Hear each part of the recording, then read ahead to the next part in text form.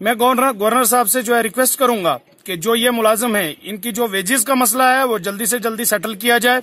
क्योंकि इनको बच्चों को पढ़ाने के लिए और खाने के लिए अगर पैसा नहीं होगा और 5 साल से अगर इनकी जो है पैसा रोक के रखा हुआ है, आज ये यहाँ से कहना चाह रहा हूँ इन सब लोगों के सामने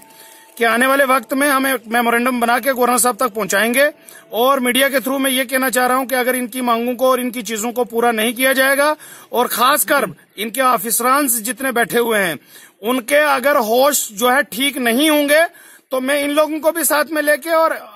यहाँ की मेंढर की जितनी पब्लिक है, जितनी मैक्सिमम लोग होंगे, हम इनके साथ देंगे और इनको साथ में ले जाके जम्मू में तब तक धरना देंगे जब तक इनकी मांगे नहीं